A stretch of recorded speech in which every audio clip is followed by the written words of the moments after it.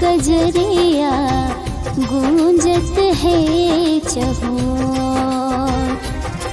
सावन के दिन बड़ी मन भावन, भीगे तन मन और भय पावन। नाचे बन में मोर कजरिया गूंजत है चहुओर।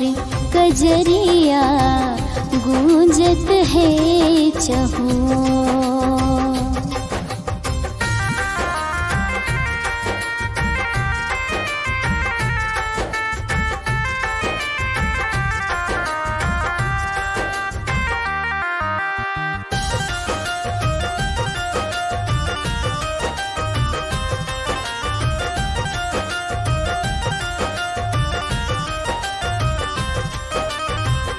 काली घटा चाहो दिस में छाए, उमर घुमर मनवा हरसाए।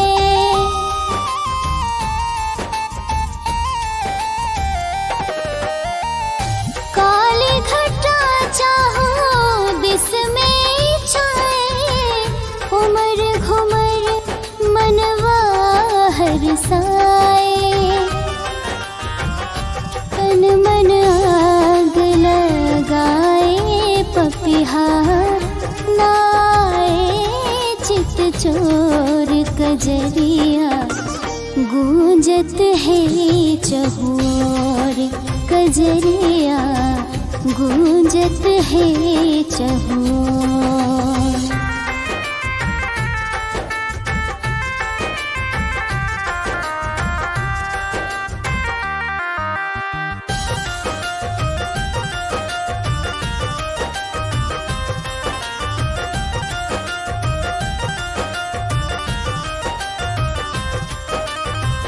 परदेसी बेदर्दी सैया, जाने ना दिल की बत्तियाँ।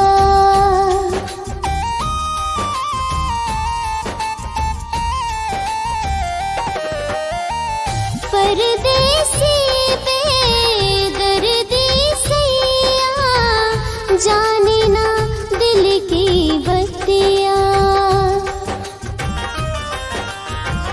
तलफत मोरा रतिया बीते, मनवा मारे हिलोर। कजरिया गूंजत है चहुओर। कजरिया गूंजत है चहुओर।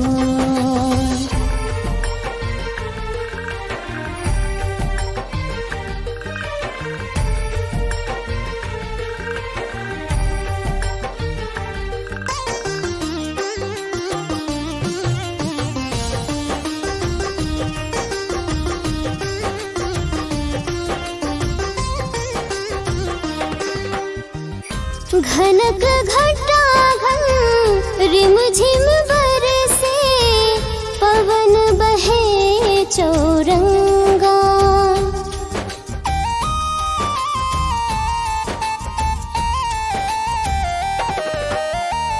घनक घटा घन रिमझिम बरसे, पवन बहे चौरंगा।